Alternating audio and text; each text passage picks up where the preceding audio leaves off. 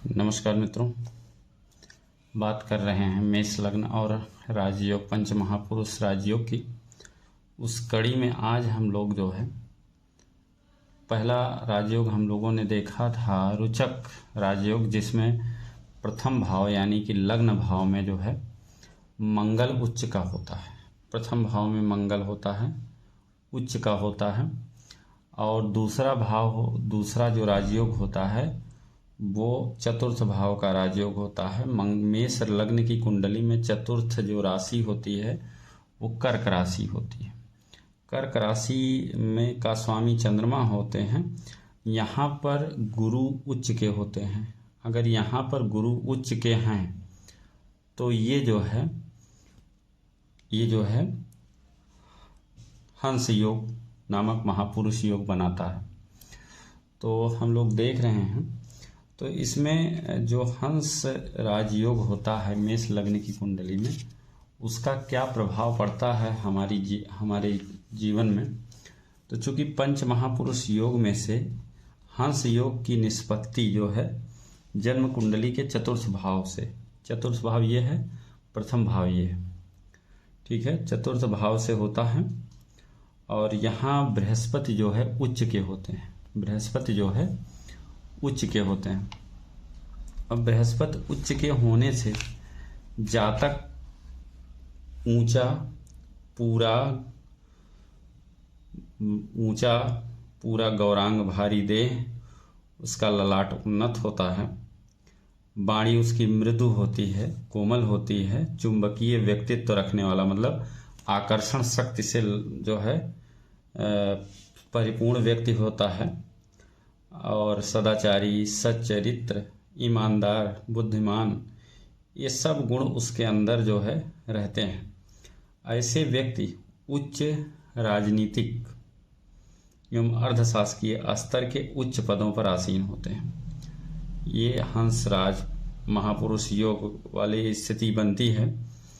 तो ऐसे व्यक्ति जज भी हो सकते हैं। जज, राज्यपाल,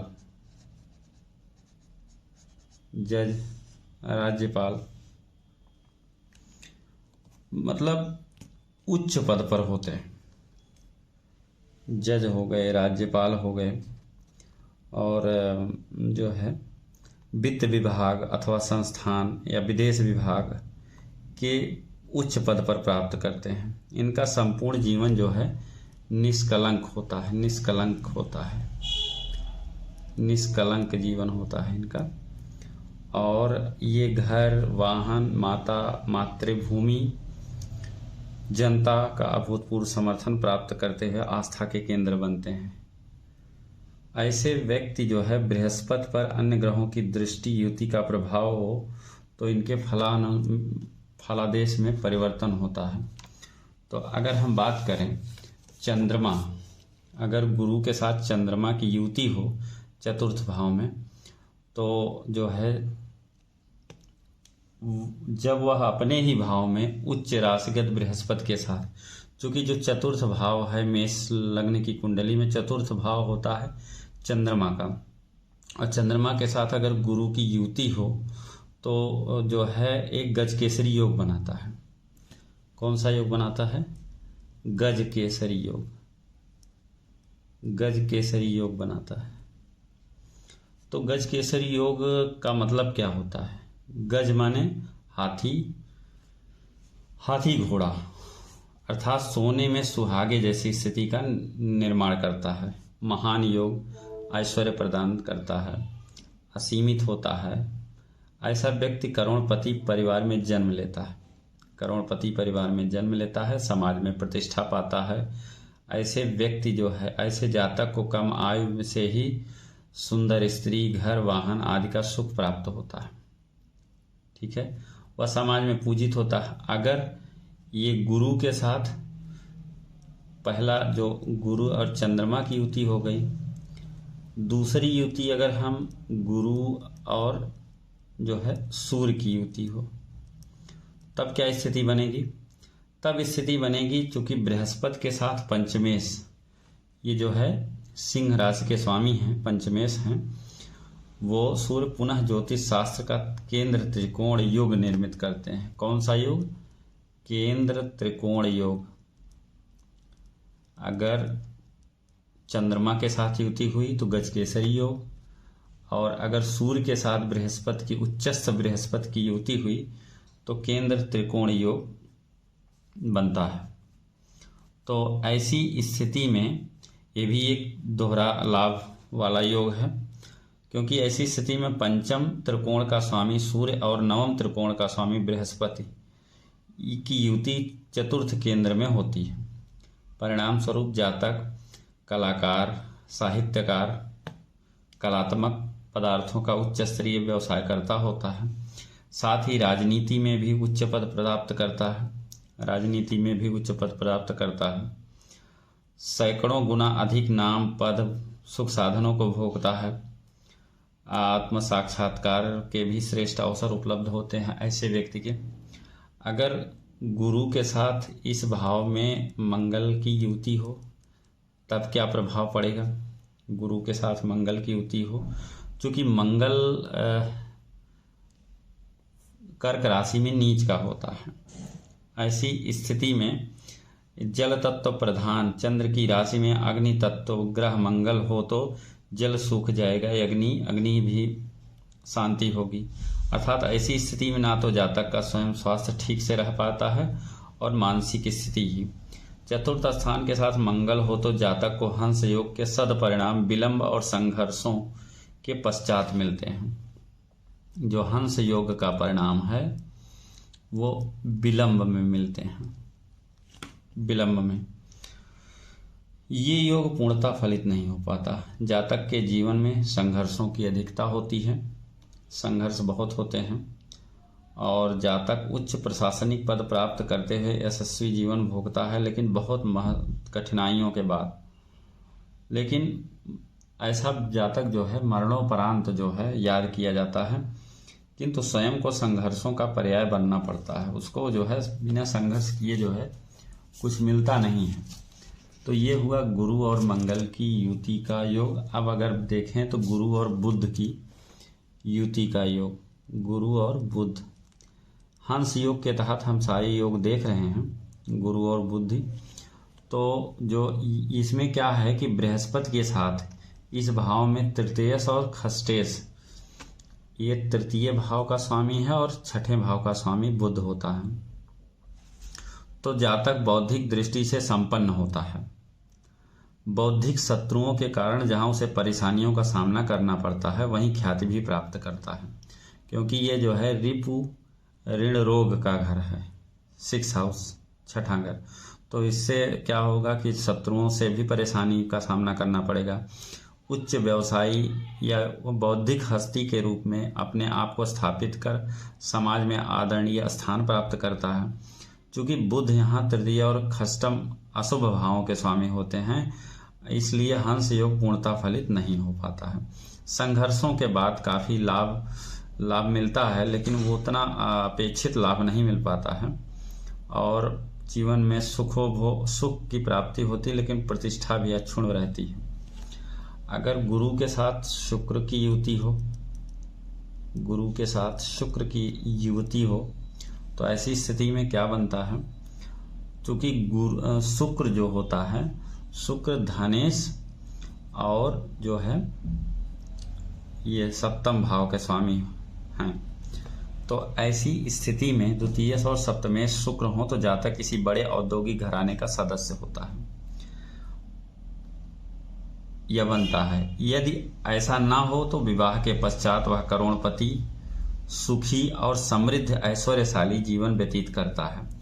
मतलब अगर गुरु और शुक्र की युति हो मेष लग्न की कुंडली में 4th हाउस में, तो विवाह के बाद जो है जातक को वहां से धन मिलता है, समृद्धि मिलती है, ऐश्वर्यशाली जीवन व्यतीत करता है। एक तरह से भाग्योदय भी कह सकते हैं कि विवाह के बाद जो है उसका भाग्योदय होता है। विशाल कुटुंब, श्रेष्ठ संपदा, आध्यात्मिक संस्कार एवं विदेशों तक में ख्याति रखने वाला ऐसा व्यक्ति पूर्णतः हंस योग के फलों को भोगता है, हंस योग के फलों को भोगता है।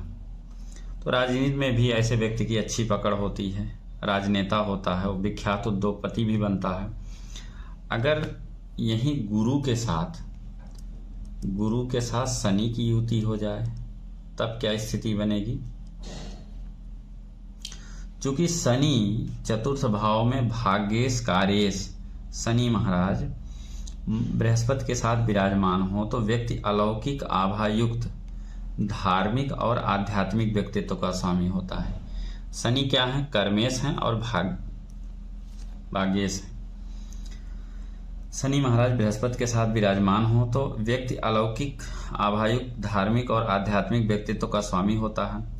ऐसे लोग जो है 36 से 41 वर्ष के बाद राज्य, पद, धन, मान, यश, ऐश्वर्य का जीवन सुलभ हो जाता है, किंतु यह सारे सुख भोगने के बजाय त्याग करने में यह व्यक्ति विश्वास करता है।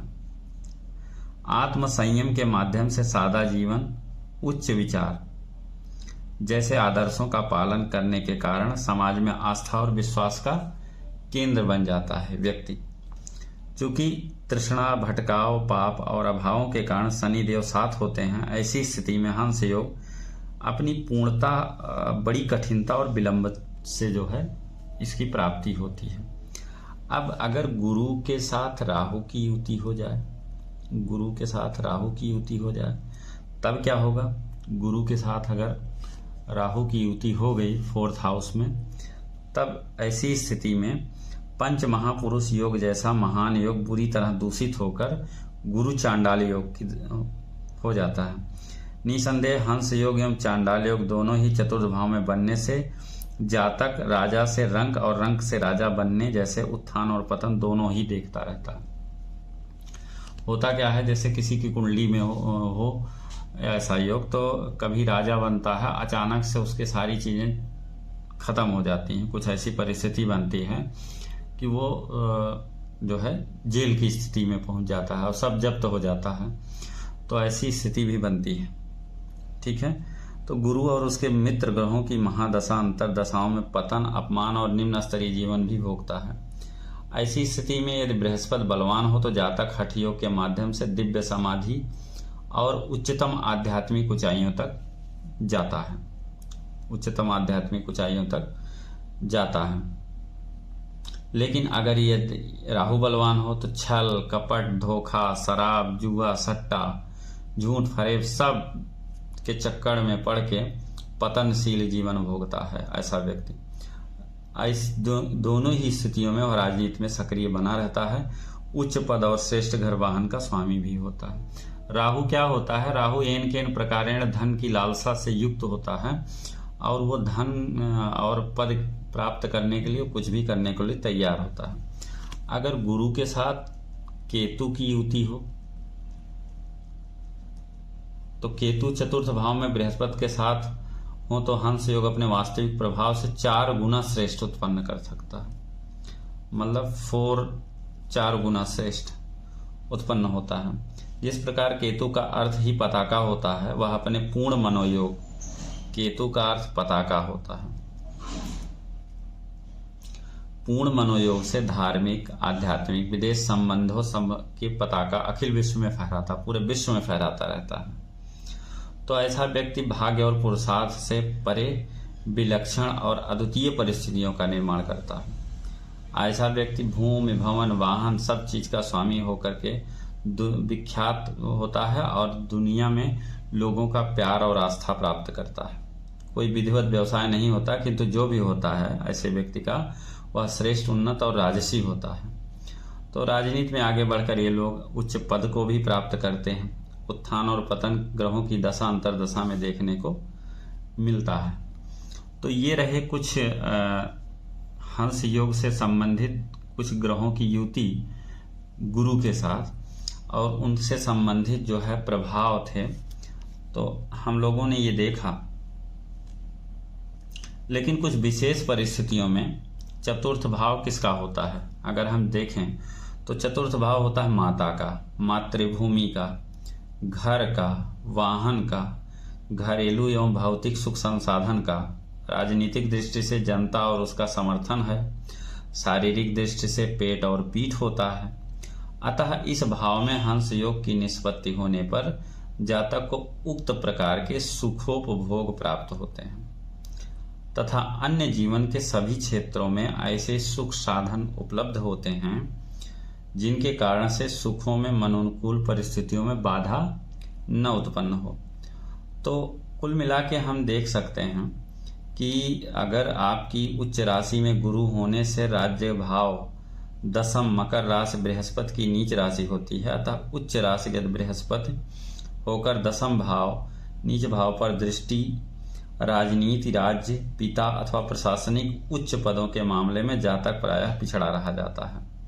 साथ ही बृहस्पति के साथ एकाधिक पापी ग्रह हों तो संघर्ष और विलंब दोनों ही बढ़ जाते हैं। कई बार ऐसा होता है कि इतना विलंब हो जाता है कि उसकी उपयोगिता ही समाप्त। होता क्या है, व्यक्ति जैसे कंपटीशन की बात करें तो कुछ लोग बहुत जल्दी ही सफल हो जाते हैं और कुछ लोगों का जो राजयोग फलित होने में बहुत टाइम लग जाता है।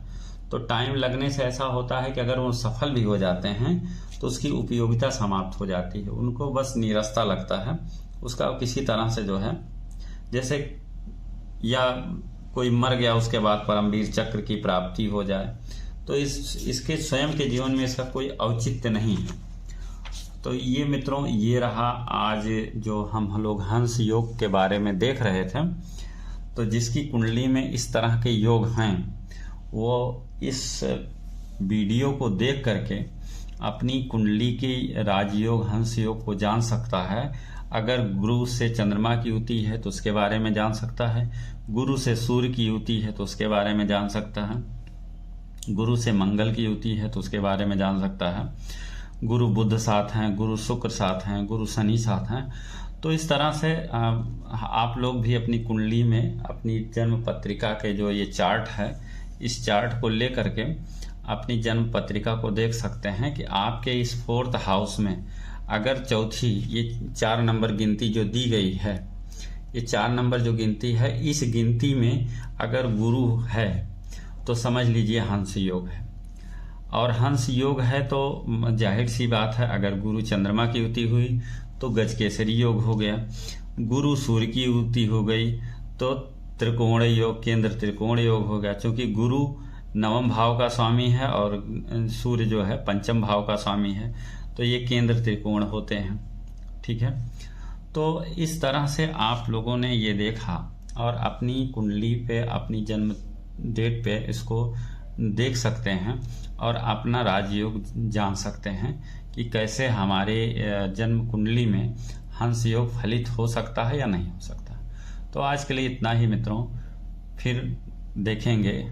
तब तक के लिए नमस्कार। ओम नमः शिवाय।